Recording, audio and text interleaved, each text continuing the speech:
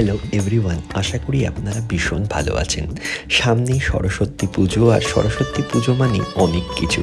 এই যে ছোটোবেলায় শিখতাম কোনো এক সময় গান, জানি না গানের গও পারি কিনা, বাট ওই যে একদিন দিতে হয় মায়ের কাছে সব কিছু, কারণ মা তো জানেন আমরা প্রতিনিয়ত দুষ্টুমি করছি এবং এইভাবেই একদিন মায়ের পায়ে আমরা দেব মায়ের জিনিস এবং মা তাতে টুকটুক করে আশীর্বাদ করবেন।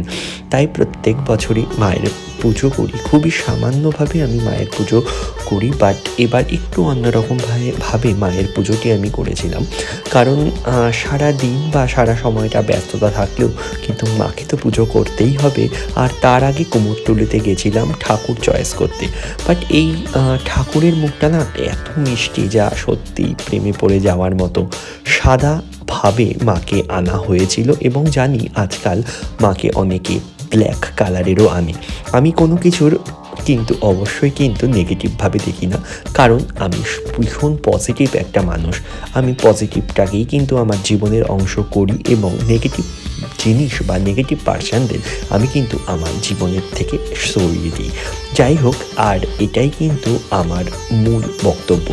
আর আমার মা অর্থাৎ সরস্বতী মাকে আমি সেদিন কিন্তু অবশ্যই মুক্তোর মালা পরিয়েছিলাম এবং মুক্তোর মালা যেন আমাকে অসাধারণ লাগছিল।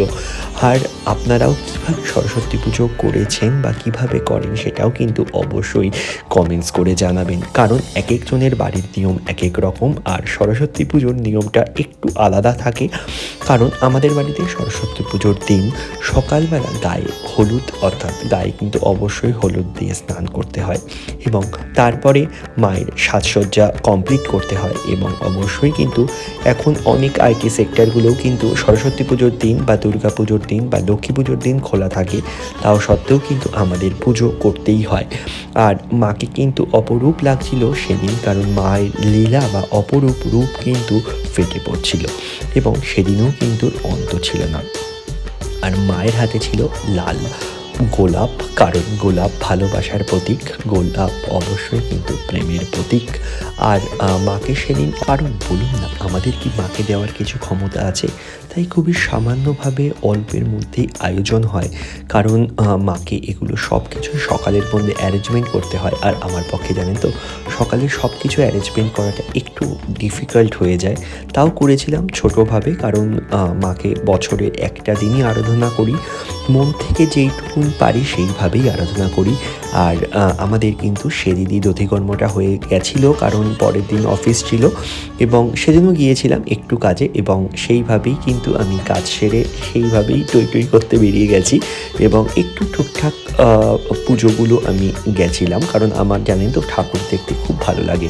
খালি ঠাকুরে নয়, আমার অনেক কিছু দেখতে ভালো লাগে, আপনাদের সাথে কথা বলতে ভালো লাগে এবং অবশ্যই কিন্তু আপনাদের মতামত, আপনাদের ভালোবাসা এবং আপনাদের কমেন্টসগুলো পড়তে ভীষণ ভীষণ ভালো লাগে। এবং এটা ছিল রাতেরটা এবং দিনেরটাও কিন্তু ছিল, অর্থাৎ অবশ্যই কিন্তু আমি ভীষণ মাটির সাথে বাসি বা মাটির কথা শুনতে ভালোবাসি, তাই একটা গীতা পাঠ হয়েছিল, আমি সেখানেও গেছি। কারণ আমার মনে হয় কি জীবনের অনেক কিছু চাহিদার থেকে ছোটোভাবে চাহিদা রাখাটাই ভালো, কারণ জীবনটা শেষ হবে খুব ছোটোর মধ্যে দিয়ে, অনেক বিলাসিতা অনেক আড়ম্বরের মধ্যে দিয়ে জীবন শেষ হয় না।